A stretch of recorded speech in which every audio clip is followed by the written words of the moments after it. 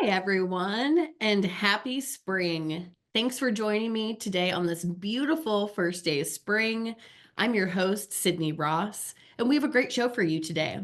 We'll be defining habitats in the home garden, taking it back to the basics, and discussing gardening goals, which I know everyone is excited for as we have reached this chilly but sunny spring day, at least here in Kansas City. Before we get started, I just have a couple announcements to make. First, I'd like to thank our sponsor, Missouri Department of Conservation, for protecting fish, forest, and wildlife resources and serving nature and our community. I'd also like to thank donors like you for continuing your support of our educational programs.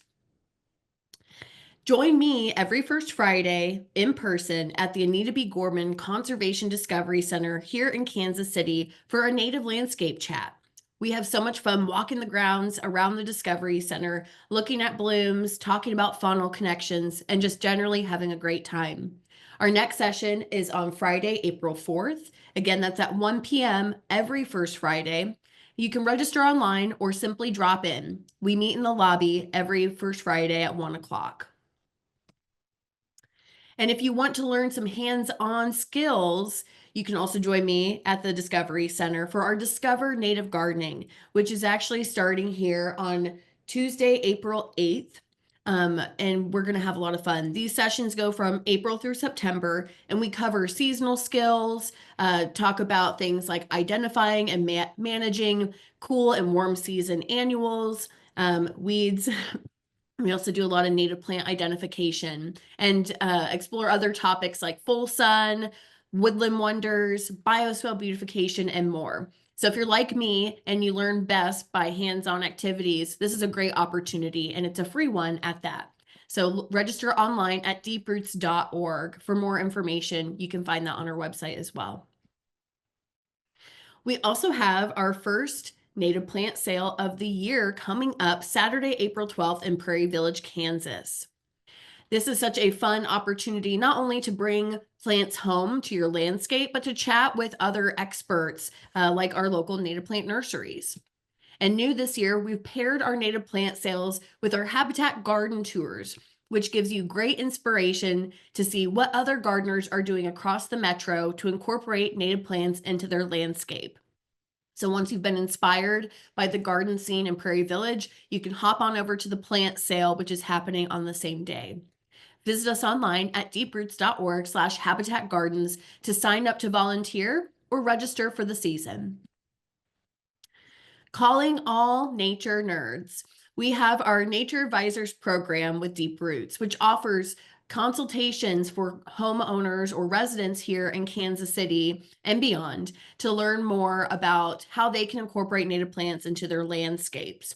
I really like this program because we get out there, we have experts who come and visit and do a site assessment with you for about an hour. And we talk about your gardening goals, help put together a species list, and then we put together a tailored report of species recommendations and maintenance practices to help you on your gardening journey.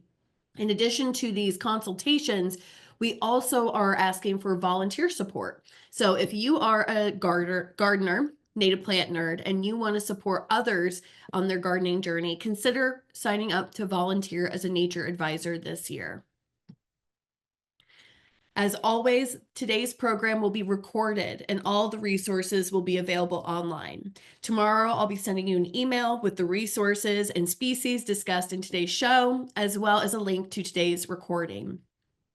Don't forget, drop your comments in the chat and put your questions in the Q&A. Also, I'd like to know, how are you celebrating spring? Let me know in the chat. For me, I'm going to go to some of our local nurseries and get some fun plants following today's program. Also, when we're done with today's show, please visit us online at deeproots.org for more information on all the upcoming events I just mentioned, future webinars, native gardening resources, and how you can get involved. While you're there, consider making a donation. Okay, so I'm actually going to be your guest expert today. I'm Cydney Ross. I'm the Outdoor Education Manager for Deep Roots, and I'm going to give you a little background about myself before we jump into today's show. So I'm a local here to Kansas City. I'm actually a graduate from the Kansas City Art Institute. I'm a trained ceramic sculptor.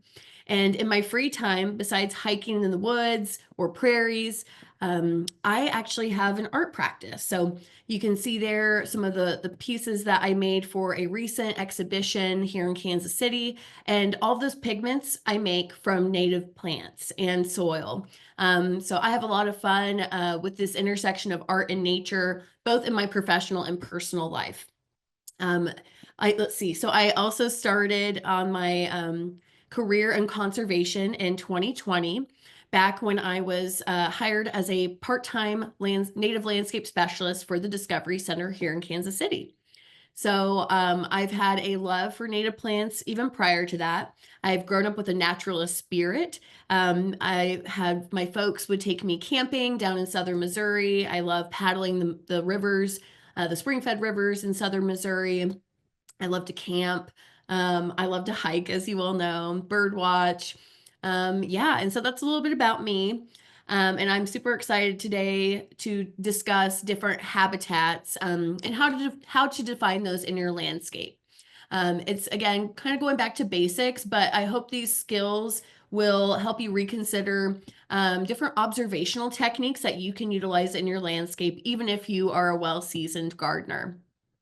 And something else I want to mention, with spring being the perfect time to start getting your native plant gardens going, it's also a great time to address invasive species.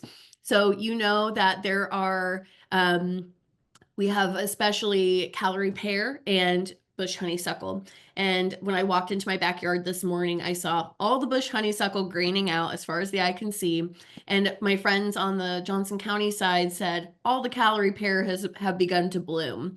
So take a look around your own landscapes, because that's also a great way to get started if you're wanting to create a new garden or continue to add to an established garden. See what invasive species are in your area and consider different techniques on how to manage them. In the resources in today's show, I'll include links to some of our previous episodes with Missouri Department of Conservation on how to manage those invasive species. So I hope you all enjoyed today's show. Go ahead and put your questions in the Q&A as the show goes on, and I'll be sure to have a fun discussion with you all following today's program. So thanks so much and enjoy today's show.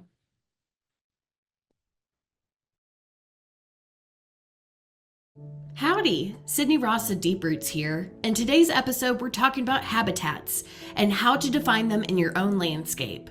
There are a few good reasons for understanding habitat types, mainly so you can be sure to select the right plant for the right place. I think it's also a great way to become familiar with the habitats you may come across in our local natural areas. Today, we're using basic definitions to express prairies, glades, and woodlands, which are the most common habitats in residential spaces. Do you have areas where the sun beats down? Perhaps you notice moss growing in your yard. What's the difference between part sun and part shade anyway? If that's the case, we've got you covered in today's Deep Roots Native Plant webinar. Be sure to stick around till the end, where we can chat further about determining your site conditions and all things native gardening. Okay, let's get started. Welcome to my garden. First, we're going to start with prairie conditions. These are full sun situations. It gets over 6 hours of full sun. It's also on a slope. So you can see here, full sun exposure. The slope is also making it so that the water will run off fairly quickly when it rains or when the snow melts. So that would be akin to a prairie. And so in this area, I have a lot of different species growing here. And let's take a look at what we've got. So you can see the slope here, and again, full sun conditions, not a tree in sight on this property except for a mulberry that keeps trying to grow up in my garden here. And I've got a lot of great full sun species here. So again, kind of considering, okay, does your area, how much sunlight or shade does your area get? If it's like this and you're getting 6 or more hours of sun, that would be a full sun condition. If it's getting 4 hours of sun in the morning, that would be part shade. And if it's 4-ish hours or less of sun in the afternoon, which is hot afternoon sun, that would be considered part sun. So just kind of understanding those definitions can go a long way in deciding what plants work for your space. So mentioning the prairie, that would be this area here. It has deep soil. It is, again, full sun conditions, and right next to it here, it is adjacent to what I would consider more of a glade-like situation. So these hell strips here along the sidewalk, these are thin soil areas, so the soil doesn't go very deep, and it is surrounded by concrete, making it really hot and dry. So more like a glade, which you'll find a lot of prairie species throughout glade areas as well in nature. And so some of the species I have here would include the annual Indian blanket flower, which is a Gaillardia species. Those are those little puff balls right there. I also have a full sun sedge here, copper shoulder sedge, and this is what it's looking like in its winter glory, but you can see it's already got some green coming up. And now we are in the middle of March. It is March 13th. And so I am gonna wait just a little bit longer before cutting back my native plant garden because, as we know, March in the Midwest, it tends to drop back down into cooler temps. And I just want all the insects that are overwintering and resting to have a chance to emerge on their own time and not prematurely. So eventually I will cut all of this back, give it all a haircut, and that will give room for the new growth to emerge. So here I also have the winter growth of rose verbena. And you can see here, there's already some green foliage coming through.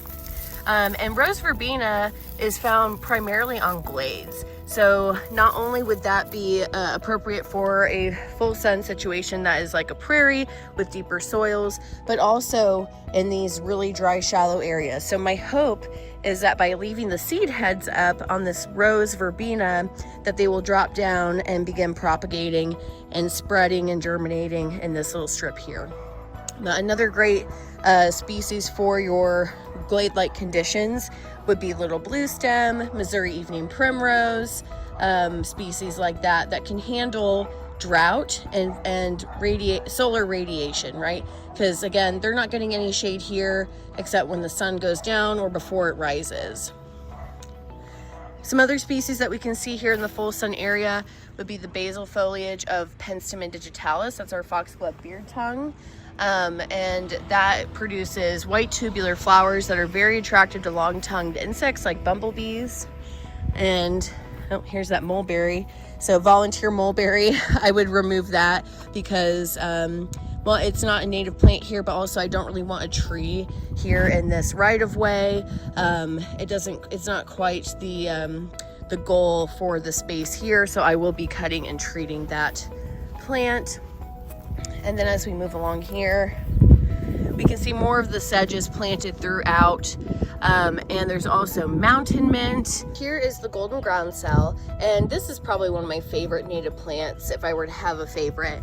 You can see the little babies that have spread through the winter. And I started with just a few plugs, like 1, 2, 3, maybe 4 or 5 plugs just right here in this area, and they have spread out. And that's one of the benefits of leaving seed heads, right? So if you want a plant to spread, leave the seed head. Alternatively, if you don't, you want to remove it before it drops to the ground in the fall, or depending on when that plant blooms. In this case, with golden groundsel or Packer obovata, it blooms in April and the seeds develop shortly after. And I just love this plant because now that I have all of these little babies, once we get a little further into spring, I can divide them and spread them out. And you can see here, other species that I'm going to see starting to come up would be here. This is Monarda bradburyana, short bee balm, which is one of my favorites. I'll leave the plant material in place and only remove once we get into warmer spring temps. So as you can see, just even yesterday before this webinar, we had a little bit of a drop from 80 degrees down to 40 degrees. So I like to leave habitat in place for our insects while they overwinter until we get milder spring temps. But so something to look for in your garden space too, in addition to these slopes, right, which I mentioned, slopes mean the water's running off fairly quickly. It's going to be a slightly drier condition. If you have the opposite, like divots and swales. So over here, I actually use that to my advantage. You can see how this earth it drops down here. There we go. Kind of see that it's higher ground up here, and then it drops down into a nice little divot here. So that is a great mini rain garden. So what did I put in here? I installed marsh milkweed, blue mist flower. It looks like, what else is in there? I think that's it for that little area, but just adjacent to it, I have southern blue flag iris, I have aromatic aster, and as I get closer to the edge, which is drier, I have rudbeckias, again, the sun-loving prairie type species. So in your home garden or your landscape, you're going to have lots of different microclimates. And microclimates are just these little areas that are impacted by things like structures, where they're situated in the landscape in relation to the sun, are they being shaded out, etc. And so again, even on the edge of this one little space here, you could say that this is more glade-like, right? Which is partly why that rose verbena down there is doing so well. So like thinking about this section here, we would have prairie kind of in this area here, glade up here along the edge. It's not to say that these are natural areas, right? Nothing compares to our true natural landscapes or our old growth or remnant areas, but that doesn't exclude the fact that our native gardens have really important wildlife impact. They clean our air, they provide food and shelter for our animals, our local native animals here, including our insects. They capture and reduce the amount of pollution from stormwater runoff. There's all kinds of benefits to having native plants in your landscape, not to mention they're beautiful. Okay, now let's consider areas with lots of shade, right? So akin to a woodland, which would be about 30 to 80% canopy cover. So it's probably pretty rare if you have a forest-like condition, which would be more than 80% of canopy cover with the trees. But this time of year, before the leaves leaf out, it can be really difficult to tell how much shade you have.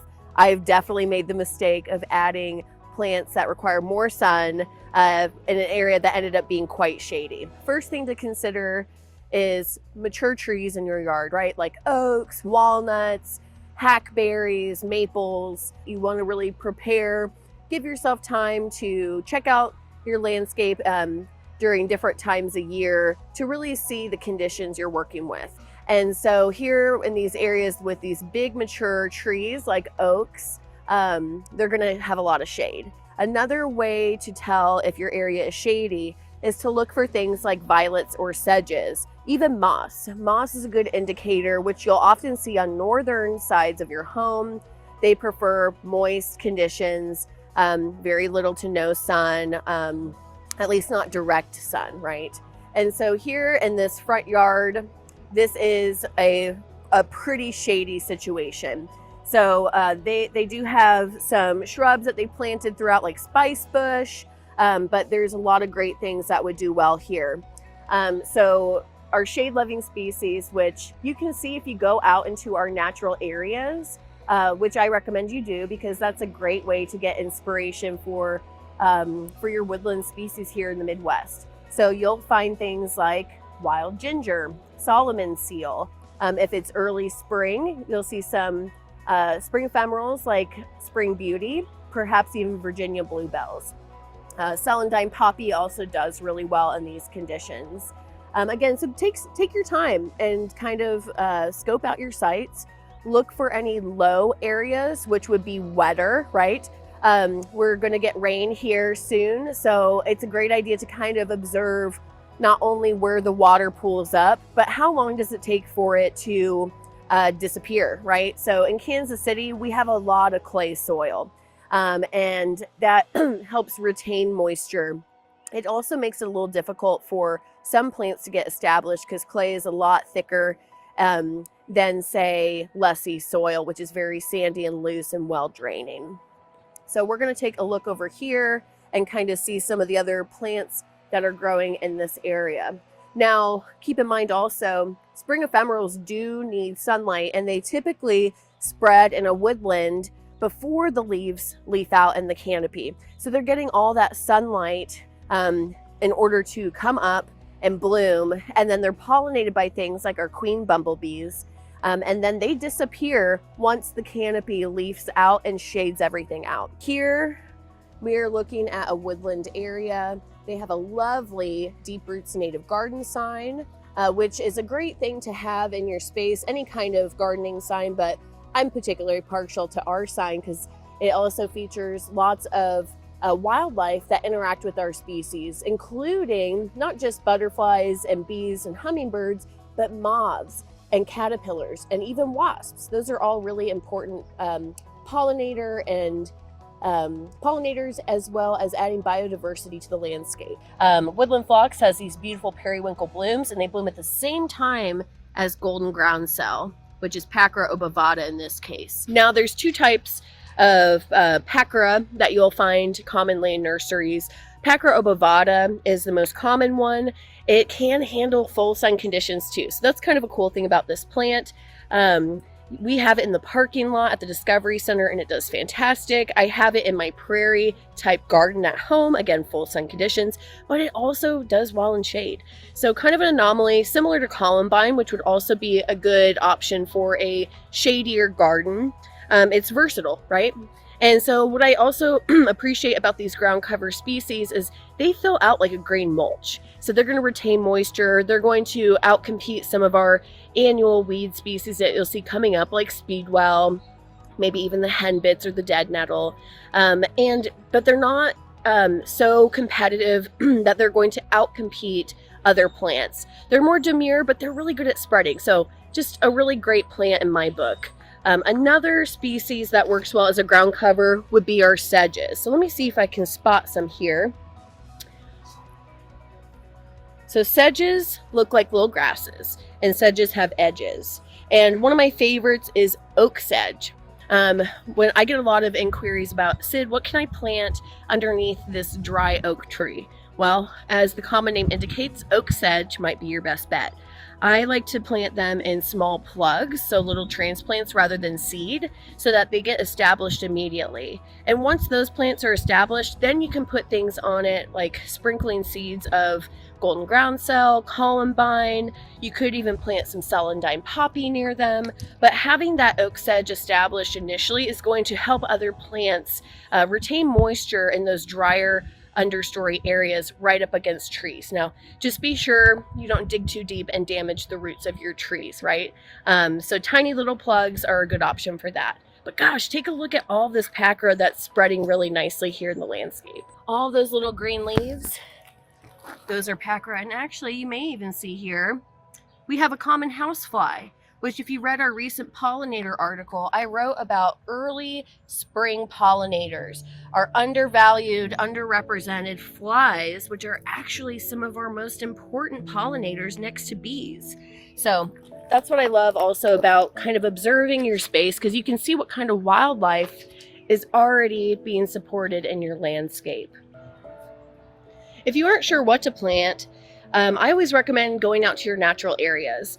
Missouri Department of Conservation has tons of conservation areas. Johnson County Parks and Recreation District also has tons of parks that they protect the natural landscape. So go get your inspiration from the person who does it best, Mother Nature, right?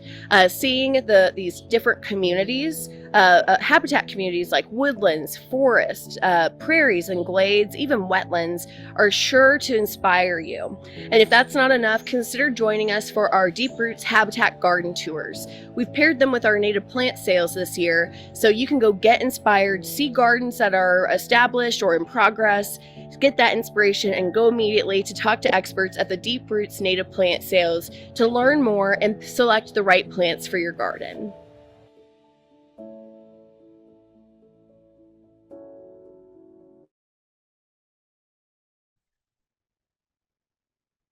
All right. Thank you all so much. My hope for today's program is that we can have some lively discussions about determining your habitats in your own spaces, general questions about gardening. So go ahead. We already have some awesome questions in the chat. Or sorry, the Q&A, not the chat. Awesome comments in the chat. But if you have questions or you'd like to contribute to the conversation, please let us know in the Q&A. And I'm going to go ahead and dive in. Let's see here. Okay, so several folks have asked about when to cut back plant material. So there's a few different schools of thought, and generally it depends on your goal. If your goal is to support insects for better biodiversity in the landscape, you're going to want to wait a little longer. As you've noticed over the past several weeks, our weather here in Kansas City and in the Midwest has done this, which is normal, but is also becoming more severe with the climate crisis we're faced with. So I would recommend well, let me tell you what I'm going to do in my own garden. So for me, my neighbors don't mind that I have plant material, winter plant material intact in my yard. And so what I'm going to do is, let's see, it's March 20th, first day of spring. I'm looking at my calendar. So I would say I'll probably wait until the second week of April, maybe. But I'm also going to kind of look at my plants to help me determine when to cut them, and also looking at the extended forecast. Those sedges, the copper shouldered sedge I showed you at the beginning of today's show, I will probably cut those first just because I'm already seeing some new growth. So a lot of I haven't cut anything back yet, but with the severe winds that we've had and the fact that the slope of my garden is facing west, it has a western aspect, right? So facing west, it's getting a lot of the wind hitting it and kind of removing some of that plant material. Not so much the sedges, but definitely the standing plant material of the foxglove beard tongue, of the Monarda bradburyana. It kind of like whipped them and spread them elsewhere in the landscape. So for me, I think I'll begin doing most of my cleanup here in the next 3 weeks. Or rather, I won't start for 3 weeks, but that also depends on your goals. If you have neighborhood associations or city ordinances that you need to follow, then something else you could do is cut back your plant material thinking about stem specifically, down to about 10 inches. And then you can take the rest of that plant material, kind of bundle it and leave it upright in the back corner of your garden or up against a tree. And that way you're not removing that material from your site, and you're allowing some of those overwintering insects to continue to hibernate and emerge on their own time. So kind of thinking about the conditions that trigger when I cut back in spring, it's consistent temperatures during the day and evening of at least 50 degrees, right? Or sometimes I think at least above freezing, because a lot of our insects can actually handle emerging in the upper 40s. Flies emerge even on warmer spring days, even if temperatures are dropping into the 30s. So those are kind of the cues for care that I consider when it comes to cutting back the growth. But and the reason we do that, right? So not only are gardens cultivated spaces, right? They're not natural areas. They are highly cultivated by people. We have specific goals in mind, including aesthetics and wildlife we're supporting. But I think it's important to just make sure that you're tending to it in the way that meets your goals. And if we were to leave plant material up, like on those full sun species, especially, they tend to get root rot or it can impede their growth. Now, not always. Like you'll see with things like penstemon, the foxglove species, they do just fine if you don't cut them back, right?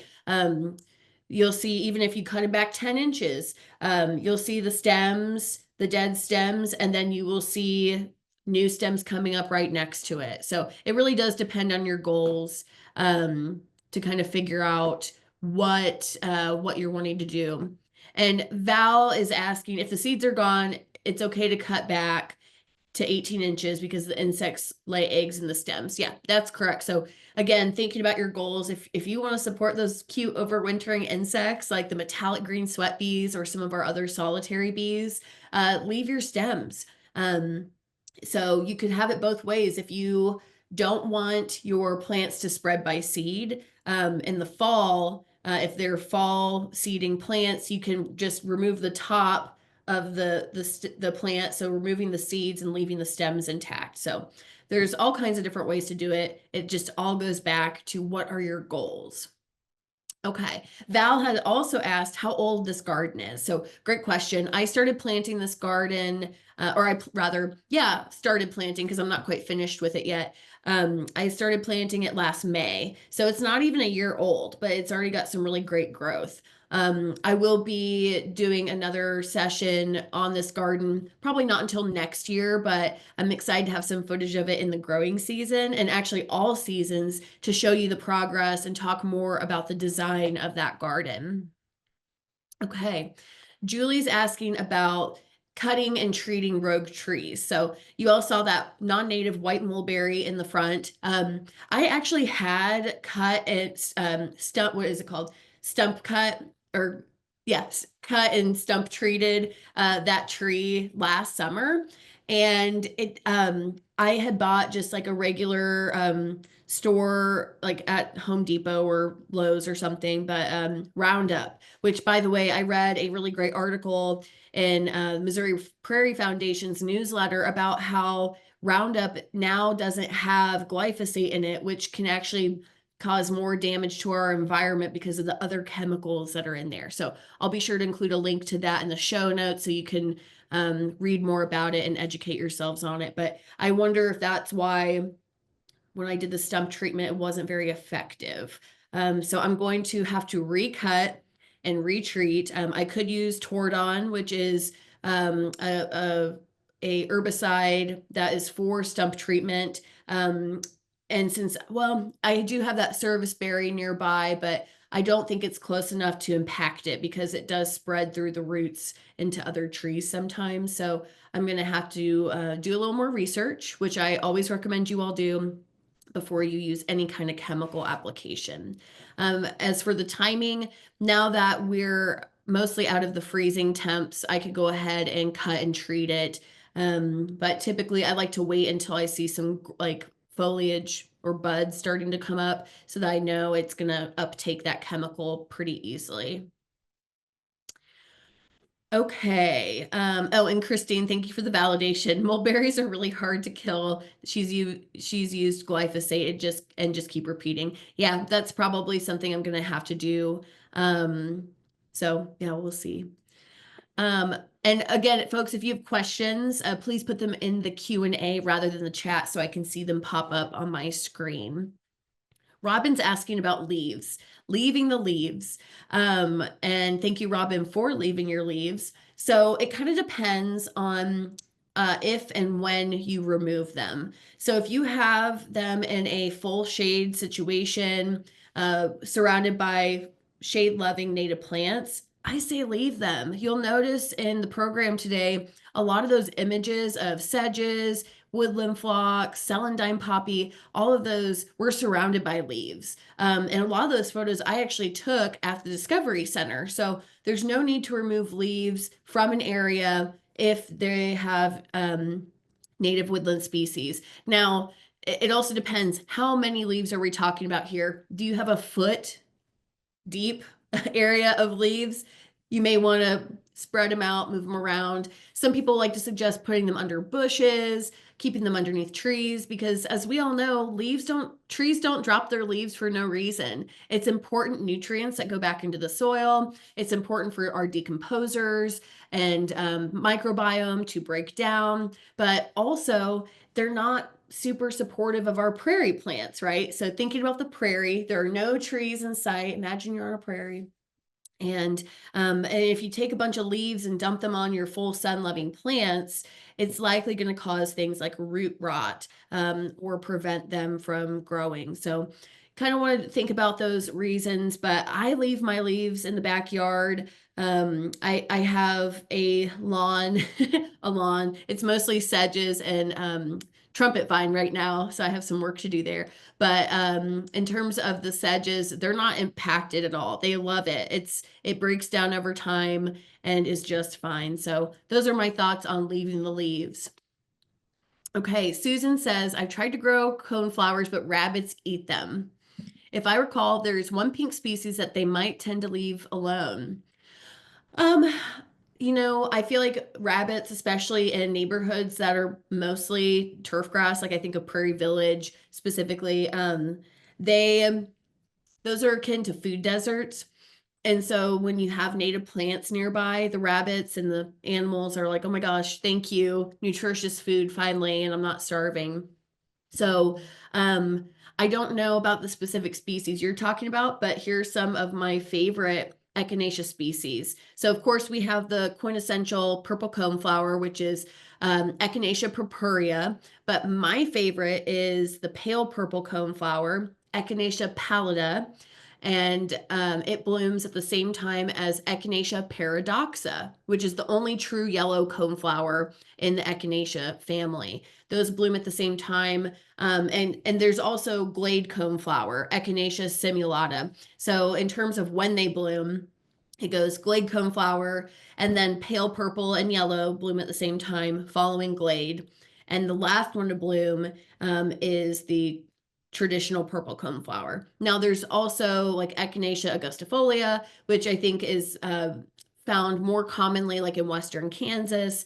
There's many other species of echinacea out there, but those are going to be the most common ones that you find here at local native plant nurseries and at our Deep Roots plant sales. So what I'd recommend, though, if you're having animals eating your little babies before they can get established, you might consider caging them off, or make like a little cloche out of chicken wire, like just like a little dome to sit on top of them.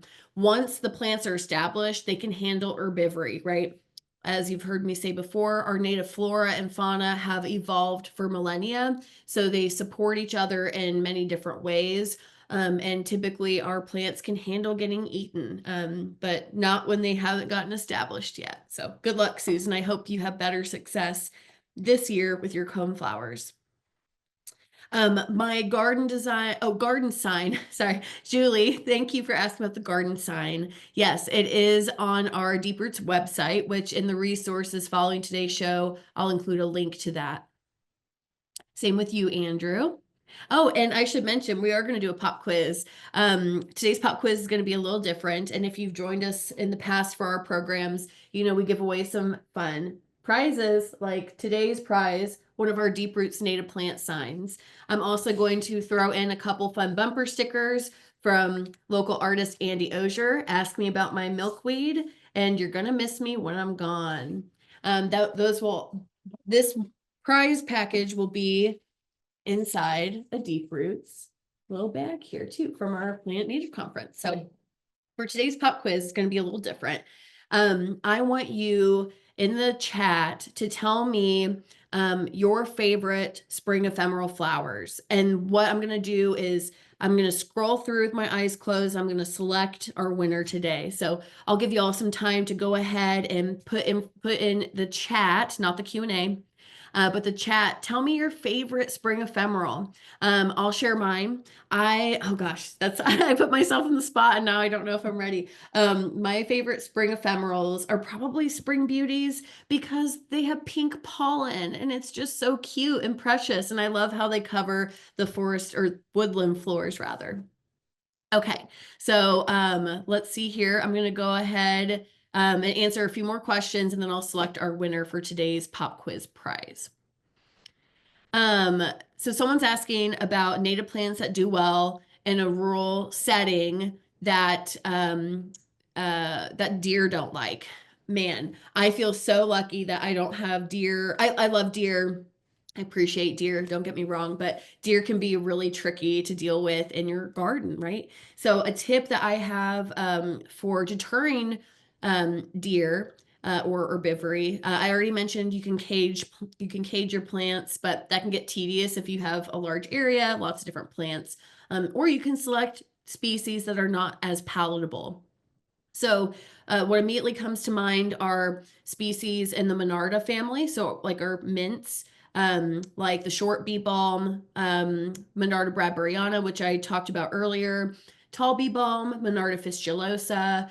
You could get into those slender mountain mints or other pycnanthemum species. There's Virginia mountain mint, or yeah, Virginia mountain mint. There's several other mountain mints, but pretty much anything that's like kind of spicy or minty or pokey, like rattlesnake master, sedges they'll leave alone because they're usually found in rural areas anyway. And yeah, so kind of think about that, things that are not very palatable to our deer. If you have suggestions for anonymous, please let us know in the chat on deer proof plants that have worked well in your space. I'd love to hear about it.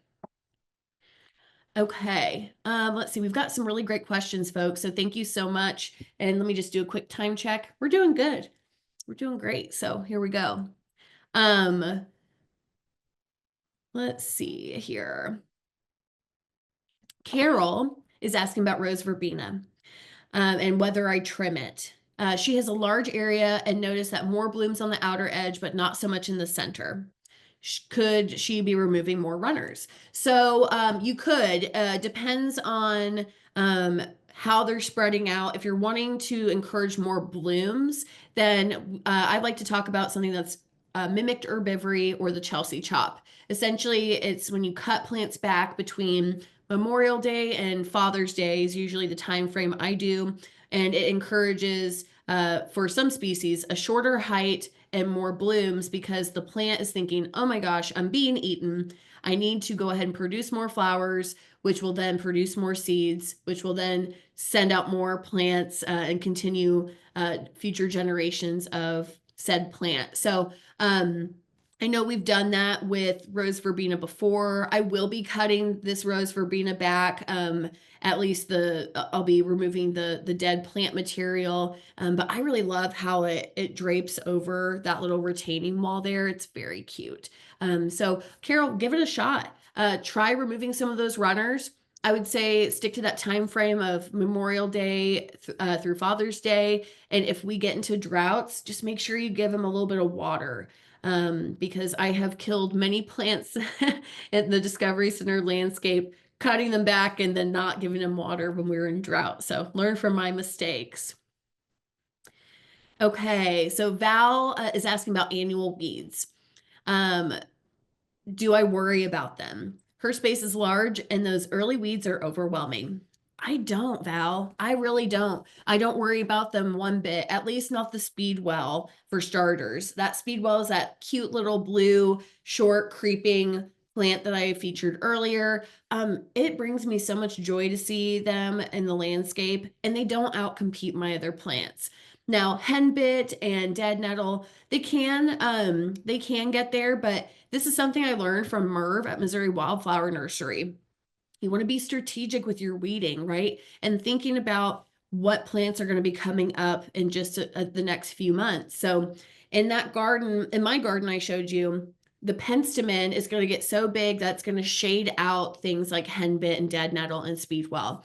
Once those annuals are shaded out, they go dormant again. So I kind of use it as a green mulch. Not to mention both dead nettle and henbit are edible. Now, just make sure you're not picking them from an area where a dog has peed on them or where you've put chemicals or someone else has put chemicals in the lawn.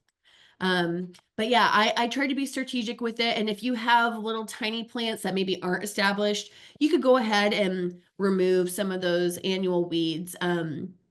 Violets, people often either love or hate violets. I personally love them, and I leave those in my landscape as well. But if I'm planting a new plant nearby violets, I will pull them out. I will remove the violets just from around that initial new plant so that they don't get out competed. But once these plants get established, like the ones that you've planted, they can coexist with things like violets and henbit and dead nettle.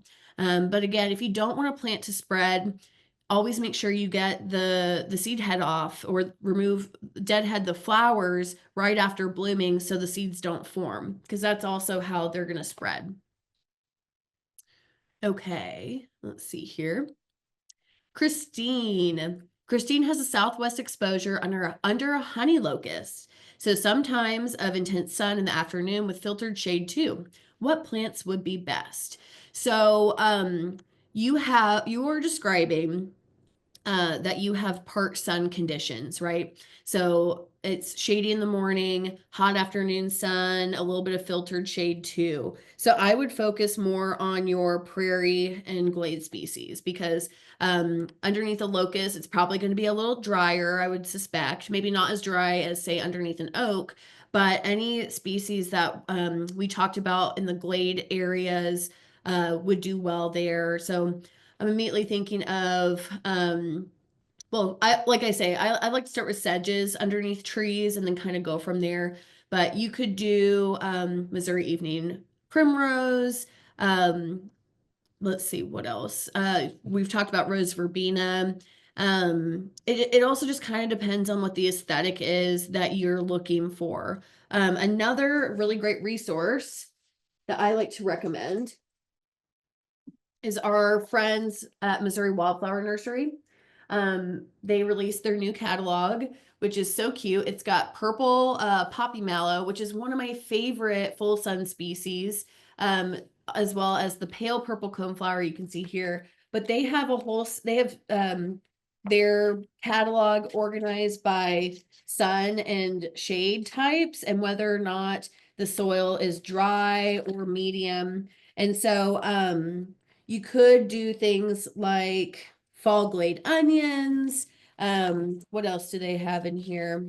So many good options. So I recommend when you come to our Deep Roots plant sale, you go visit them and snag one of their catalogs because they will divide it into those areas. But like the ones I had mentioned earlier, aromatic aster would do really well. Even some world milkweed. But this is such a great guide. And if you sign up for a nature advisor visit, we also will send you that information there.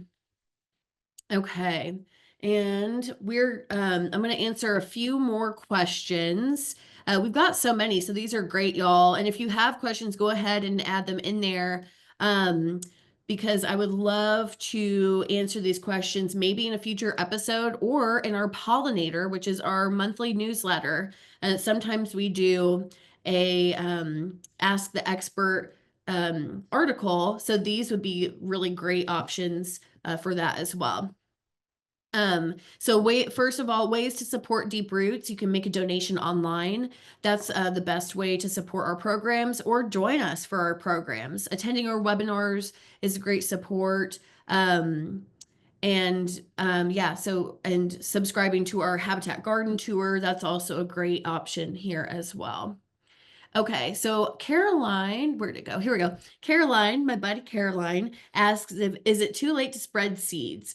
She just received a bunch of packets of native seeds, which every year I get so excited. At the beginning of the year, I'm like, oh, it's time to plant native seeds, and I order them, and then I don't get them until later, and then they're not stratified through the cold, moist stratification. And once they're ready, it's already March. So I would say, I wouldn't say it's too late to sow seeds, but you need to know, have those seeds already been stratified?